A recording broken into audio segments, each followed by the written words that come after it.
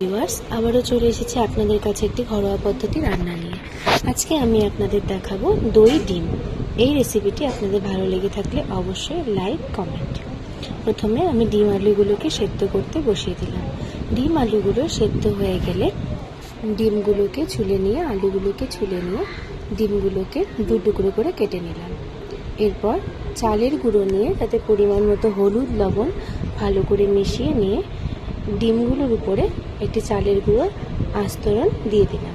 ডিমগুলোর মধ্যে আগে আমি হলুদ লবণ মাখিয়ে নিয়েছিলাম। এরপরে ওই আস্তরণটা দিয়ে দিলাম চালের গুঁড়ো, আপনারা ভিডিওতে দেখতে পাবেন। এরপরে কড়াইতে রিফাইন তেল দিয়ে আমরা ডিমগুলোকে ভাজতে বসিয়ে দিলাম। ডিমগুলো ভাজা হতে হতে আমরা একটি মিক্সার গ্রাইন্ডারের মধ্যে পেঁয়াজ, এলাচ, টমেটো, পাকা লঙ্কা, আদা দিয়ে একটি পেস্ট তৈরি করে নিলাম এবং তার মধ্যে ধনে গুঁড়ো, জিরে গুঁড়ো দিয়ে দিলাম। দিয়ে আমরা ডিমগুলো ভাজা হয়ে গেলে সেই ডিমগুলোকে নামিয়ে নিলাম। ডিমগুলো নামিয়ে নেওয়ার পরে তাতে কালো জিরা ফোড়ন দিয়ে সেই তেলে আমরা আলুগুলো দিয়ে দিলাম।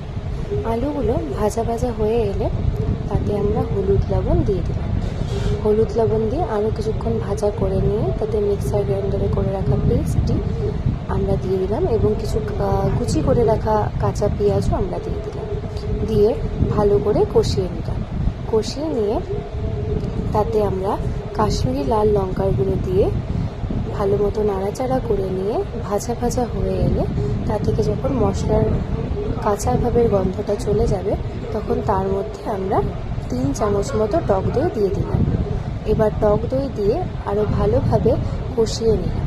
কষানো হয়ে গেলে তাতে ঝোলের পরিমাণ মতো, আপনারা যতটুকু ঝোল খাবেন সেই পরিমাণ মতো আমি জল দিয়ে দিলাম। এরপর ঝোলটি ফুটতে থাকলে যখন আপনারা তার মধ্যে ডিমগুলো দিয়ে দেবেন। ডিমগুলো দিয়ে আরও 10 থেকে 15 মিনিট ঢেকে রাখবেন। ঝোলটা একটু শুকিয়ে এলেই তাতে গরম মশলা ছড়িয়ে দিলেই আপনাদের তৈরি দই ডিম। আপনারা রুটি, ভাত বা যে কোনো কিছুর সাথে পরিবেশন করুন, আপনাদের খেতে অবশ্যই ভালো লাগবে এবং আপনারা এই রেসিপিটি বাড়িতে বানিয়ে আমাকে অবশ্যই জানাবেন যে আপনাদের কেমন লেগেছে।